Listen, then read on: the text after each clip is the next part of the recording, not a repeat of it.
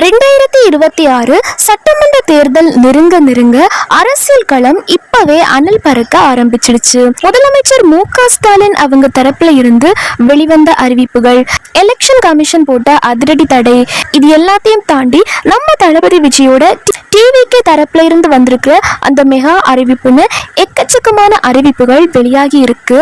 இந்த வீடியோவை கடைசி வரைக்கும் முழுசா பார்த்தாதான் அந்த அனைத்து தகவல்களுமே உங்களுக்கு தெளிவா புரியும்.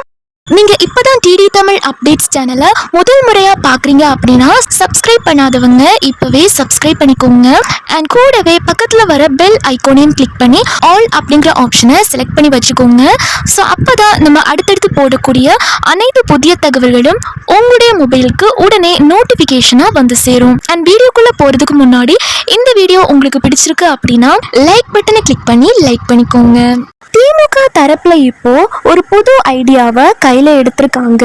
அதாவது ஒவ்வொரு வார்டா போய் ஓட்டு கேட்கும் போது மீண்டும் உதயசூரியன் சின்னத்துக்கு ஓட்டு போட்டு எங்களை ஜெயிக்க வைங்க அப்படின்னு சொல்லி ஒரு 8000 ரூபாய் மதிப்பிலான துண்டு சீட்டு கூப்பனை மக்கள் கிட்ட கொடுத்துட்டு வராங்க.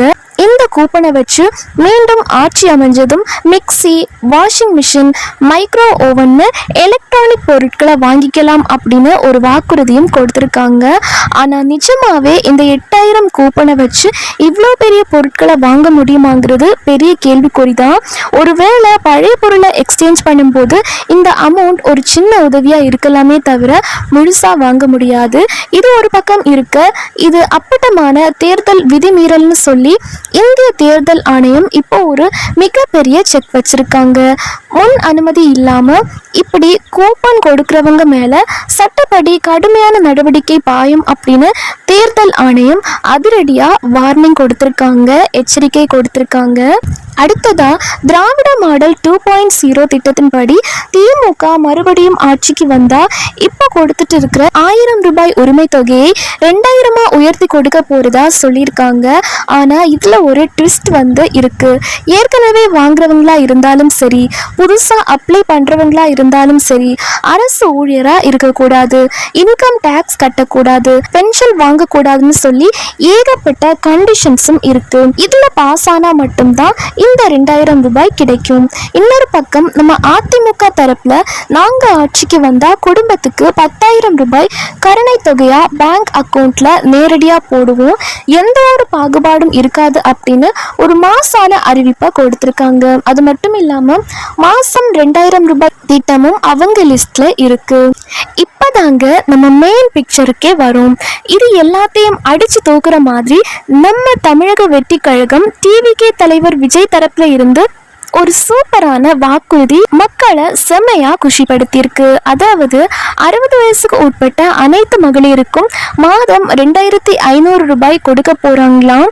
இதுல ரொம்ப முக்கியமான ஹைலைட் என்ன தெரியுமா? எந்த ஒரு நிபந்தனையும் கிடையாது, எந்த கண்டிஷனும் கிடையாது. எல்லா மகளிருக்கும் கண்டிப்பா 2500 ரூபாய் கிடைக்கும் அப்படின்னு சொல்லியிருக்காங்க.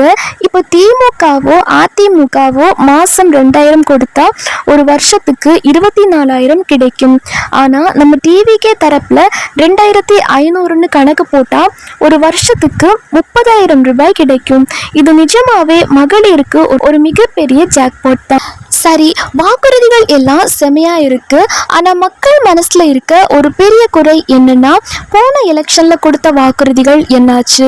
மாசம் மாசம் கரண்ட் பில் கணக்கீடு முறை கொண்டு வருவோம் அப்படின்னு சொன்னாங்க, இன்னும் வரல. இளைஞர்களுக்கு 100% வேலை வாய்ப்புன்னு சொன்னாங்க, முழுசா நிறைவேறல. 5 சவரன் நகைக்கடன் தள்ளுபடி பத்தி இப்போ எந்த கட்சியும் வாயை திறக்க மாட்டேங்கிறாங்க. எந்த கட்சி ஆட்சிக்கு வந்தாலும் சொன்ன வாக்குறுதிகள்ல ஒரு 80ல இருந்து 90% தான் நிறைவேற்றுறாங்க.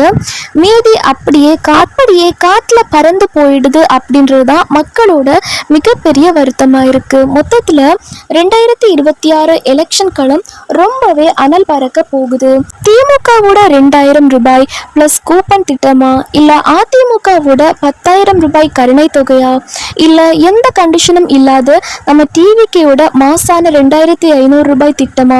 இதுல எந்த திட்டம் வந்தா மக்களுக்கு நிஜமாவே பயனுள்ளதா இருக்கும் அப்படின்னு நீங்க நினைக்கிறீங்க? மறக்காம உங்க கருத்துக்களை கமெண்ட்ல சொல்லுங்க.